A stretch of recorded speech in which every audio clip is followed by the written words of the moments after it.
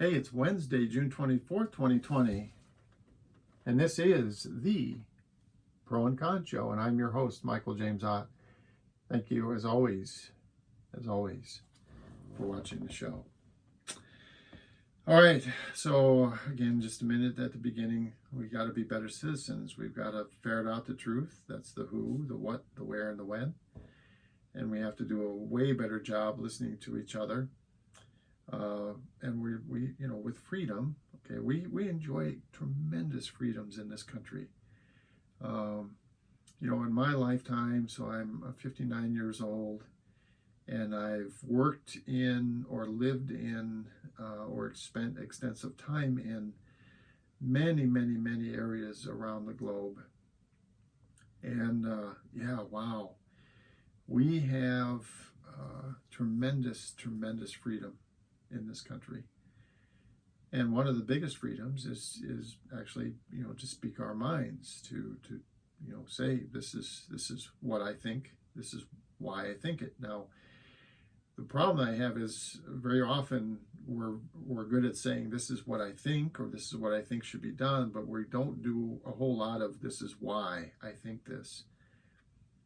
And we ought to do a whole lot more talking about why. Why do I think this way? Why? Because the truth is, none of us are all-knowing. None of us. And we're very often lacking information, and because we think a certain way, we have certain information, so therefore that's caused us to come to some conclusion. And the reality is that we would come to a totally different conclusion if we had all the information. So, for example, you're going to buy a used car and you don't know that the transmission is bad, and you don't detect that while you're driving. You take a test drive, you don't figure out that the transmission's about to go out. But if you somehow, like you take it to a mechanic, you pay the mechanic $100 and they go through the car and they say, we've detected that the transmission has some issues and it's probably going to fail. Well, then you are going to behave in a totally different way than if the transmission's okay. Right?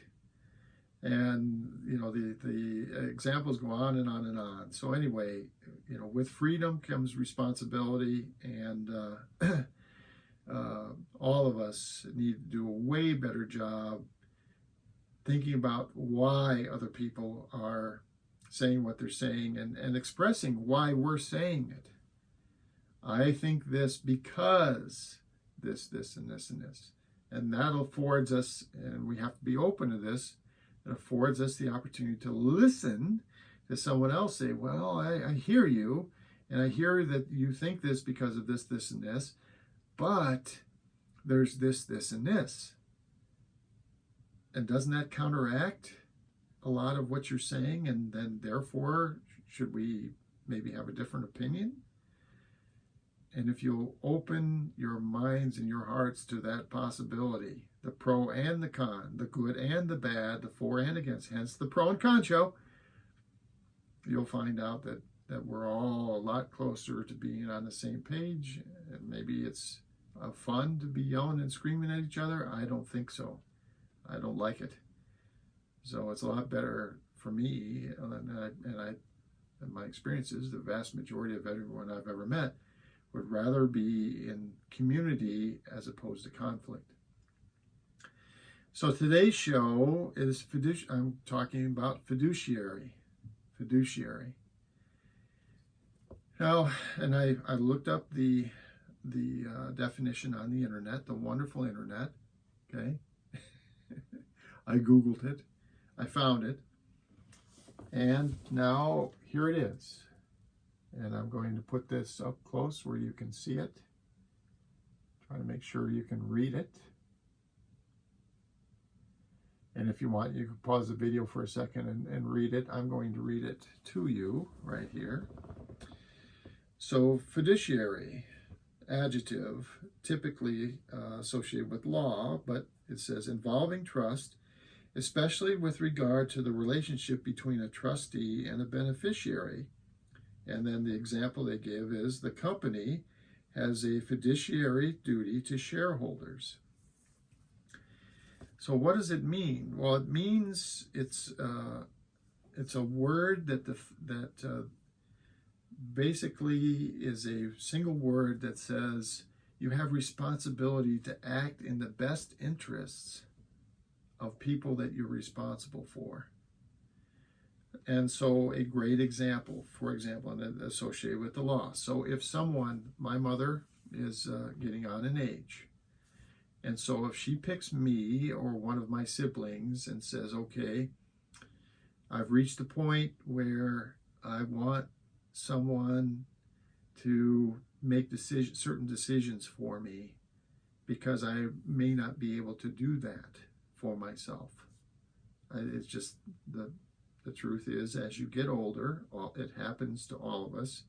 At some point, you reach a point where you're either physically or mentally unable to kind of care for yourself, and you want to, have it where somebody is probably going to be designated as someone that's going to make these kinds of decisions for you. And so you typically will give something called a power of attorney to somebody. And at some other point in your life, you can do it, but I'm just, specifically because it's an example that happens to all of us eventually. If you live to any age and your parents or someone, an uncle or somebody, gets on in age, and at some point this is going to be part of your life if you indeed live long enough to have that happen. So let's say that my mother grants me power of attorney over her finances. So I want Michael James Ott, my son, to have decision-making capability over and legal authority to take care of my finances, which would include opening and closing banking accounts, transferring money. I mean, there's some legalese, blah blah blah, all this stuff, right? About money and accounts and contracts and all this kind of stuff would be in there, right?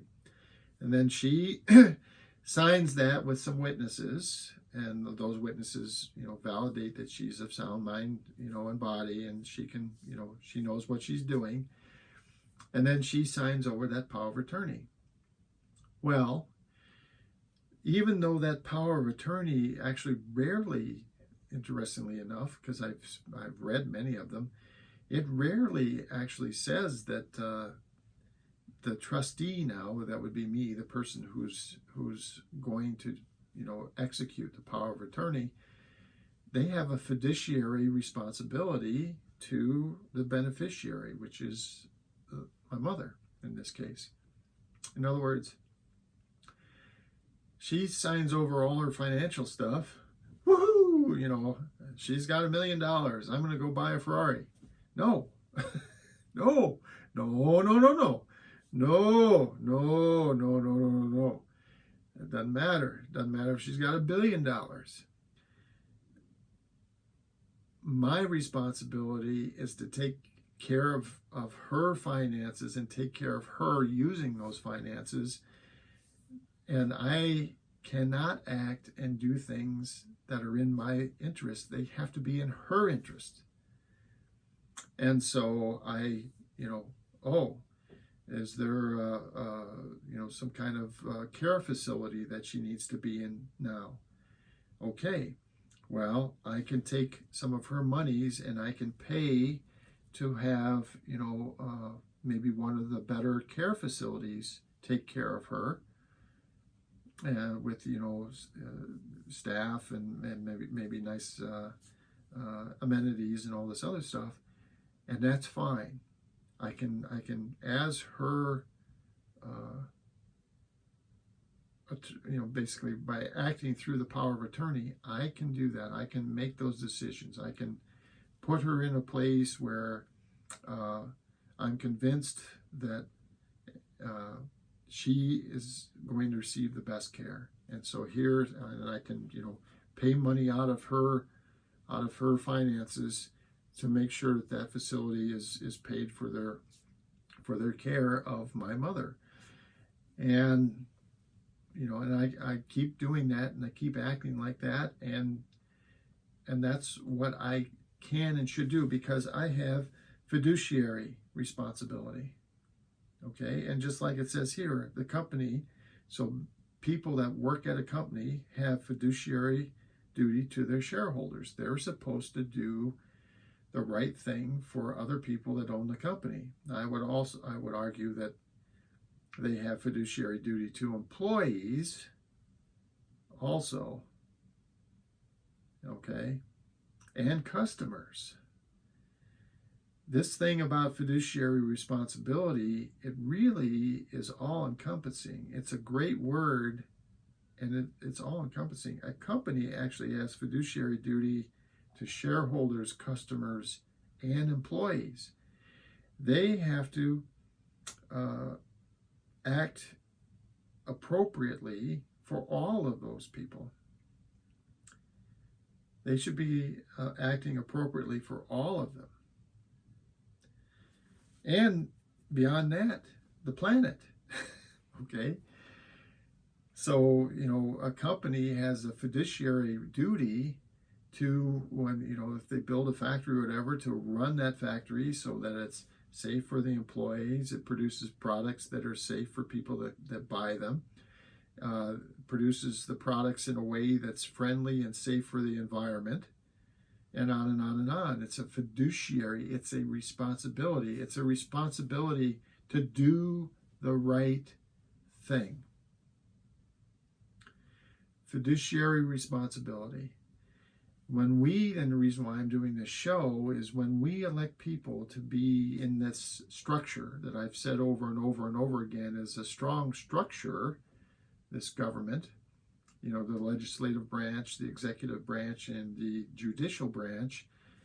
That's a strong structure, but we're suffering because we're not electing the right people in there. Or if we're electing the right people, those people are either forgetting or forsaking their fiduciary responsibility to us as citizens. So the people in the Senate, the people in the House of Representatives, whoever occupies the presidency of the United States, various government officials, managers in the FBI, and on and on and on. All of the intelligence agencies, and just all down the list of like the State Department. It just goes on and on and on. All of these people have a fiduciary responsibility, and by definition that means they must be acting in our best interest and not their own. And they don't. In so many cases, in so many cases, they have forgotten or forsaken the fact that they have fiduciary responsibility to us as citizens. And we've let them do that. And unfortunately, the way we've let it happen is we don't use this word enough. I'm going to throw that back up there on the screen. Fiduciary. You don't hear that word on a regular basis in our public speak. We should be talking about that in the local community meetings, in meetings with the Senate or the House of Representatives. People should routinely use that word. Are you, Senator? Are you meeting your fiduciary responsibilities? And just by asking that question, you're going to realize the answer is no. You're not. You need to do better, because you have a responsibility to act in the best interests of the citizens of this country. It is your responsibility. Fiduciary. I'm Michael James Ott. This has been the Pro and Con Show. And until the next show, bye for now.